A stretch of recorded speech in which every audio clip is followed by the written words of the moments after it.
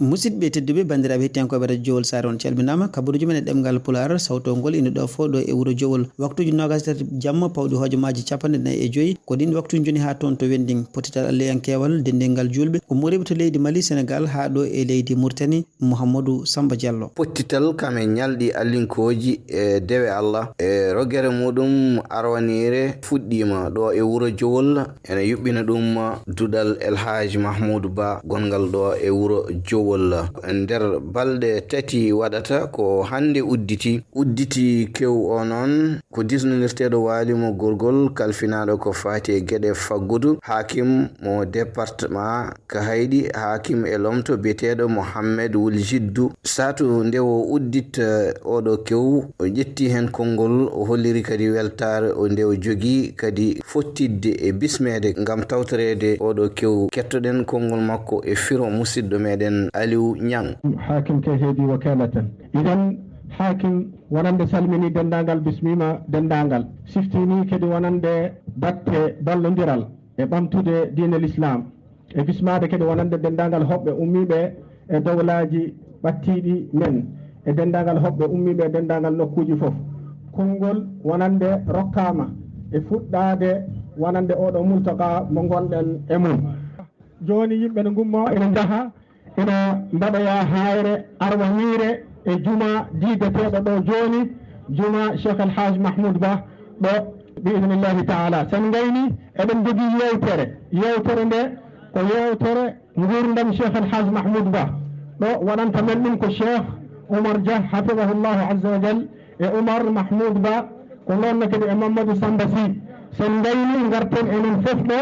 keɗoɗen yewtere nde biidnillahi taala wassalamu aleykum wa rahmatullahi wa barakatuh ngal ɗo pottital noon e nder hen kadi hono maire mo commune Jowol Li Oumar Abdoulaye kañum ne ƴetti konngol bismima dendagal arɓe kadi o yetti laamu ngu kadi e darde nde waɗi gam wawde kadi wallude ha oɗo kew wawi yuɓɓinede e yarude ha no hannirta ni ciftinen tan ɗiɗo ñalɗi walla ngal ɗo pottital ko balɗe tati fuɗɗi ko hande ñande 3 lewru nduɗo e ñalawma gadano waɗi jewte juɓɓinama hen tawi kadi ene e ɗen ɗon yewtere ɓurde mantinade woni gurdam El Hadji Mahmoudou Ba yuɓɓin den ɗon yewtere ko ceerno Cheikh Oumar Dia mo leydi Mali kettoɗen kanko oɗo Alhaji Mahmoudou Ba no ko haaldi joni o ari aduna ko 1905 heso luural na hen awa to Jowol to Mauritanie ɗo e galle fulɓe eɗen gandi fulɓe woni haaju mumen ko ɓuuri wonde himmirde haaju mumen ko gaynaka surtout fulɓe nduyeɓe ko ɗum ɓuuri andirede ko gaynaka kanko hoore makko hen o wonno sawru makko o joguino ko aga o wonno no mawɓe men nanɗen haalaniɓe o wonduno ko aga wonno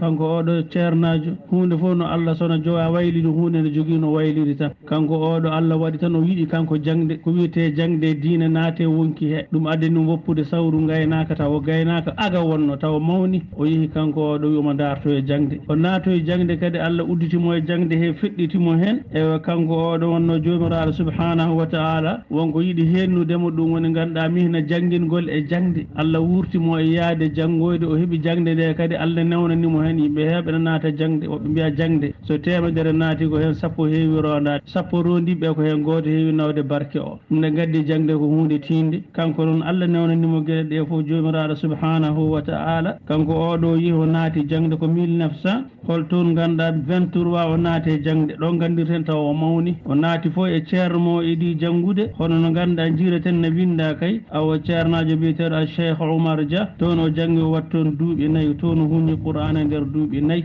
anani caggal mum artito Jowol ɗo 1927 o darti kadi ɓeydoyde gandal ngal o yehi to ceerno goɗɗo wi Almourabit Abdoul Fattah Tirkizi ewa ko toon o jangi ko hedde Qur'ana o heeɓi ko wiyete shahada ijaz ko ɗum ɗo ay Allah newni no feewi heeɓe o tawi ɗumen alluji he kono dattima ɗumen ciftinen tan ngal ɗo pottital ene notiti ɗum e lappi e hewɓe ummoriɓe kadi e to leyɗele gila e Mauritanie ha e Mali kam e Sénégal e ñalawma gadano wawi afede hen haare arwanire ɗum ɗon koko fati e made juma El Hadji Mahmoudou Ba tawi on ɗon complexe walla kadi nden ɗon nokkure mawde ene waɗi duɗal Al-Qur'an al-Karim e gande muɗum ene waɗi kadi jangirdu mawdu woni institut o Mohamed Samba radio Jowol Sare Jowol jarama Mamadou Samba Diallo kikiɗe hannde o jewte ɗiɗi juɓɓinama yewtere rewɓe e nde worɓe to rewɓe ko Mamadou Diarra yahanno en toon kettoɗen Aissata Mbodj ko goto e ɓen omo artanen e nafoore njuulu. So njuulu fewani a wawa fewnude ɓerdema,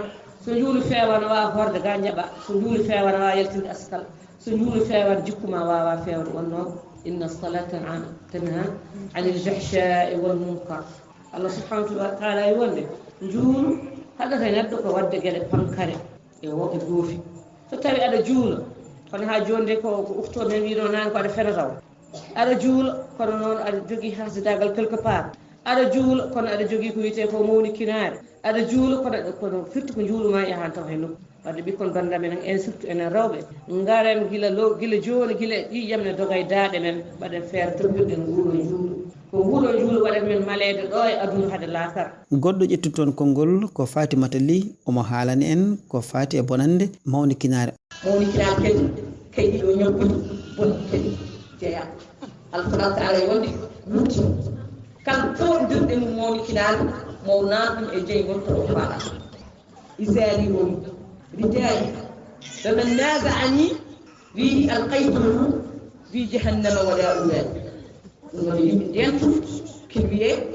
موري كنار حاجوني لا صلى الله عليه وسلم يوندي نافتا الجنة أو وندي برد مثقال ذرة إمون كنار ko ɗo tongi meftande men e kabaruji jamma hannde o taw ko kerodiɗi ko fati e pottital aliyankewal juɓɓintegal ɗo e nder wuuro Jowol. ceftinen pottital ngal ma duuma e balɗe tati caggal hannde ñalawma janggo ha ñalawma ɓaawo janggo. en jetti en jarni Mamadou Samba Diallo ko noon e musidɗo men Mama Diarra e dendagal nanguɓe hen ha kabaruji ɗi mbawi latade. Allah jarama on jarama golle mon jooɗi peewi ha janggo so Allahu tawni en.